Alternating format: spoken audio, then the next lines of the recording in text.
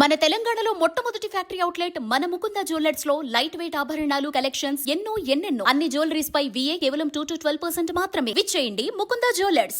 ఎక్కడికైనా బయటకు వెళ్తే తలుపులు సరిగ్గా వేసామో లేదో చూసుకుంటాం. రాత్రి నిద్రపోయే ముందు తలుపులు మూసి ఉన్నాయో లేదో అని 1కి 2 సార్లు చూస్తాం. తలుపులు లేని ఇంట్లో ఎలా ఉంటారో మీరు ఎప్పుడైనా ఊహించారా? కానీ ఆ గ్రామానికి వెళ్తే తలుపులే లేని ఇల్లే దర్శనమిస్తాయి. ఆ ఊర్లో దొంగల భయమే లేదు. తలుపులు లేని ఇళ్లను వదిలేసి ఆ గ్రామస్తులు ఎవరి పనులకు వాళ్ళు వెళ్లిపోతారు. ఎక్కడ అని ఆలోచిస్తున్నారా? అయితే గ్రామం ఎక్కడ ఉందో దాని కథేంటో ఈ కథనంలో చూద్దాం పదండి. ఇళ్లకు తలుపులు లేని ఒక గ్రామం ఉందని తెలిస్తే మీరు నమ్ముతారా? అసలు ఇళ్లకు తలుపులు లేకపోయినా ఒక్క దొంగతనం కూడా జరగదంటే నమ్ముతారా? ఒడిశాలోని కేంద్రపారా జిల్లాలోని సియాలియా గ్రామానికి వెళితే తలుపులు లేని ఇళ్లు దర్శనమిస్తాయి. ఆ ఊర్లో ఏ ఇంటికి తలుపులుండవు.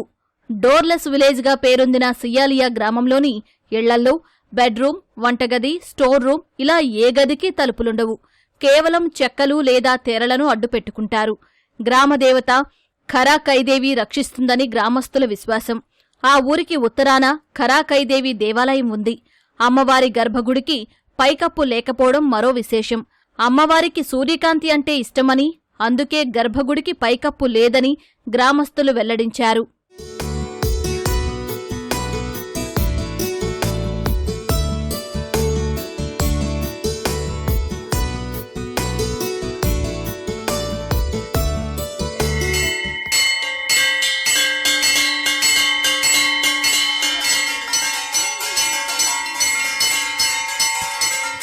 ఈ ఊర్లో ఇళ్లకు తలుపులు లేకపోయినా ఒక్క దొంగతనం కూడా జరగకపోవడం విశేషం. ఇప్పటివరకు ఆ గ్రామంలో దొంగతనం జరిగినట్లు ఒక్క ఫిర్యాదు అందలేదని పోలీసులు తెలిపారు. తమ గ్రామాన్ని పర్యాటక కేంద్రంగా గుర్తించాలని అక్కడి ప్రజలు ఒడిశా ప్రభుత్వాన్ని కోరుతున్నారు. ఈ మేరకు పర్యాటక శాఖకు లేఖ రాసినట్లు చెప్పారు. దీనిపై స్పందించిన జిల్లా ఇన్ఛార్జ్ టూరిజం ఆఫీసర్ గ్రామస్తులు పంపిన లేఖను ప్రభుత్వానికి పంపినట్లు చెప్పారు.